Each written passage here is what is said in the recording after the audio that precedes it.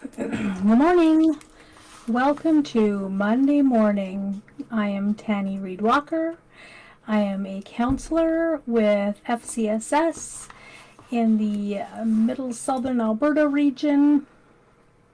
Today we will be talking about grief and loss. Good morning, Charisma. Thanks for saying hello this morning.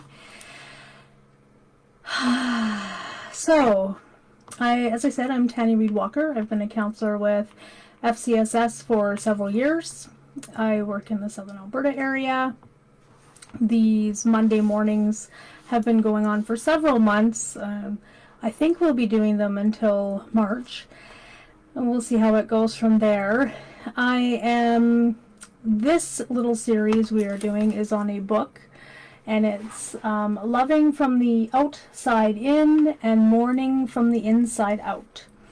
So this series is appropriate for anybody who has lost somebody that they love. And it can be through death, it can be through divorce, it can be through a breakup, it can be through a move, anywhere that a loss has occurred. So today we will be talking about just the introduction of the book, and then the first little section is called Communion. So we'll be talking about that. This book is fabulous. This is the first book I ever got from Dr. Alan Wolfelt. I like how small it is.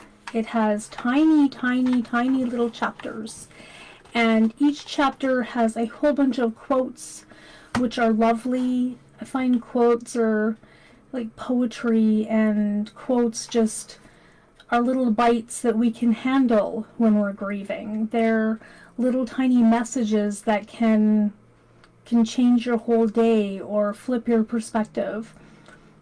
Quotes are really powerful, so I love that there's so many quotes. And there's also questions in each one, so you don't have to purchase a journaling companion. So it's just like little tiny bites of things to think about and work through with your grief, because there is no reward for racing through. It's so global, having a loss, that impacts every aspect of our lives, and so trying to shove the entire pie of grief in is not going to work. It's little bites that help. So I really appreciate that about this book. So I've purchased it many times because I've lent it out many times and not gotten it back, and I really hope that the people that do have it passed it on and were able to share it, because it's a lovely, lovely gift. So let's start on the introduction. So I'm actually going to read the first quote because it's a really good one. Every time we make the decision to love someone, we open ourselves to great suffering, because those we most love cause us not only the greatest joy, but also great pain. The greatest pain comes from leaving. The pain of leaving can tear us apart. Still, if we want to avoid the suffering of leaving, we will never experience the joy of loving. And love is stronger than fear. Life is stronger than death. Hope is stronger than despair. And we have to trust that the risk of loving is always worth taking. Henry J.M. Nouwen. Oh, thank you for putting that link up, Charisma. I appreciate that very much. So in this quote, my favorite part is love is stronger than fear. And right now, in this time of our world, where there is so much loss and so much confusion and so much disconnection, turning towards love instead of fear is so powerful.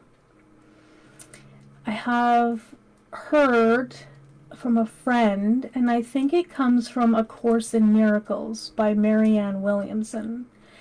And my friend spoke about a miracle being love instead of fear, and that's how miracles happen. I'm probably not saying it totally correctly, but that's how it landed for me. Miracles happen where love is.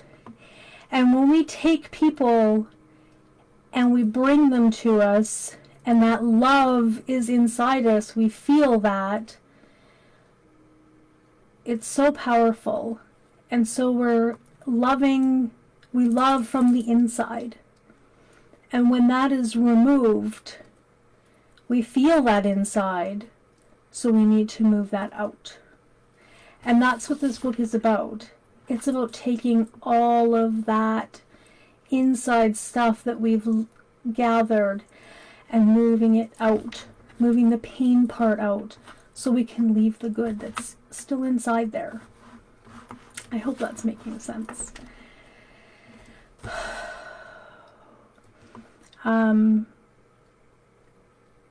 Another example of love and loss are being entwined. It's kind of like a coin. It's two sides of a coin. The love side and the loss side make up the whole coin. And this is an American $1 coin. It's we've kept it because it was my husband's father's coin, and he kept it, and we don't even know the history of it, but it was obviously important to him because it was in this little box with a bunch of little things that were random and probably meant something to his dad, so he kept it. And it's a 1976 coin, so it's almost as old as I am. But we need both sides of this coin for it to be valid. And we need both sides to be whole. And grief is the other side of love. It's just a really important thing to understand. And when you lose someone and that pain is a reflection, how big that pain is a reflection of how big the love is. And you have to have a capacity to love. So if you feel a lot of pain, you felt a lot of love. And that is amazing. That is so amazing, and I hope you honor that. Recognize the value of and respect that continued love and your grief. They need that recognition and attention from you right now. Befriend that pain. It's befriending that love and honoring that loss. There is no integration of loss without the experience of mourning. When you fall in love, you integrate all of the things to do with love. You adjust your schedule. You might learn new hobbies. You're just going to learn together and create together and grow together. And then with the loss, you have to integrate that too. And it's difficult. So I'm hoping this series will help with that. I've spoken before, and if this is your first time, grief is the feelings that are inside you, those thoughts, those feelings, those images that are related to that love lost. Mourning is grief gone public, so it's outwardly expressing that grief. So instead of holding it deep inside you, you're outwardly expressing it. And it is courageous, and it is beautiful, and it is transformative. And that is the idea. Love transforms you. Love transforms you when it shows up, and it also transforms you when that person that you love is no longer there. When you experience lost love, you are confronted with the need to mourn the loss. So you consciously value what you've taken in and internalized from that person. You are deeply connected to anyone you have lost and loved. What has become of you because you have given and received love will last forever. The changes are embedded in your very being. You have loved from the outside in, you brought it in, and now you must learn to mourn from the inside out. Communion. This word communion is often very related to religious practices, and Dr. Alan Wellfelt relates it to the sacred partnership, the love of another human being. You take each other in, you become a part of each other. So it's the sharing or exchange of intimate thoughts and feelings on a spiritual level. When two people when they love each other, they're entwined, they're connected. So the word communion comes from the Old French communeur, which means to hold in common. So you may not hold the same interests and the same gifts, the same things. You hold each other's lives and hopes and dreams together. You hold each other's hearts. And that's what he means by communion, as loving somebody. A lot of the people I love have very different ideas. They have different political ideas, they have different ideologies, they have different goals and dreams for their lives, but I love them.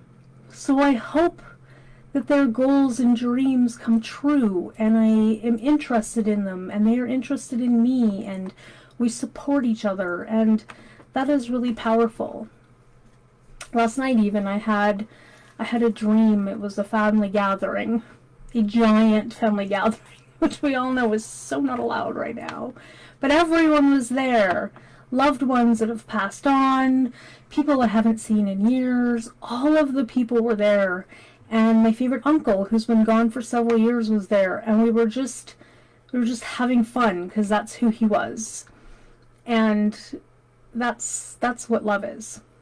It's just being happy to be around that person. It's communion. When someone love dies, you often hear people say, there's a hole inside of me. Like I feel empty. It's gone. So we have to move that out. Because they were pouring love in, so now we need to love out. Does that make sense? It's kind of complicated. We mourn them from the inside out. The absence of the person you love can wound your spirit. It's going to create a downward movement. And now that there's a hole inside you, you realize that even though there's that hole, that love, that communion you had with that person is still there. It's not streaming in the same way, but all of the experiences that you had, they're still there. And how lovely to express those experiences, to tell the stories of what you love about them and why. It's why we gather around and we talk about the stories of our family. At Christmas time, which just passed, I remember lots of stories about people that I love and our big experiences that we had together. That is loving from the outside. The inside out. It's quite complicated even for my brain to wrap around. If anybody has any comments or anything, maybe we can hash this out a little bit together. That would be lovely. So you will grieve the person's absence. You will grieve that you were not there to support them in their life dreams and hopes and fears anymore, and that they aren't there to do that for you. So you must mourn. You must commune with your grief. So that's working with your grief. Take it into your heart and embrace those thoughts and feelings. Allow yourself to fully mourn. Love abides in communion during life and after death, and mourning is communion with your grief. So mourning is taking that in and putting it out. With communion comes understanding, meaning, and life richness. So ask yourself, did you feel in communion with the person who died when they were alive? Can you relate to what many mourners say when you feel like a part of you died as well? Why do you think that is? And how are you mourning from the inside out? How are you moving that out?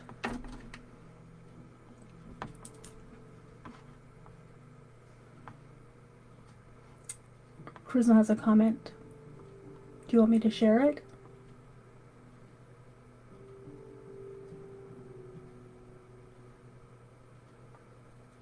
Like on the video?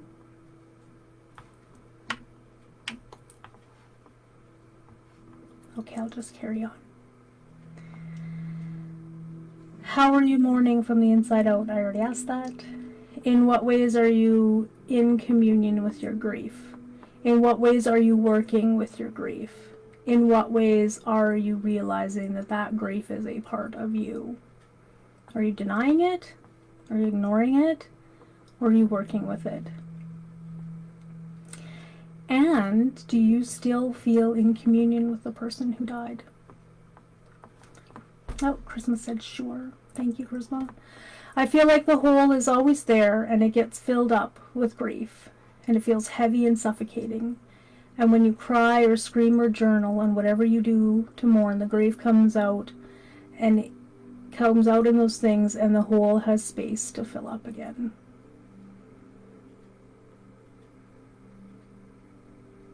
So there's always a hole, and it gets full of that grief, and then you move it out so that it's there again for more. Grief never goes away, does it? So mourning it helps it come out so that it doesn't get so jam-packed full that there's no room for anything in your life. That was really, really beautifully expressed, Charisma. Thank you. And my final quote, oh, this is a short one today, is duration alone does not bring this miracle, but unremitting devotion does. Hugh and Gail Prathner.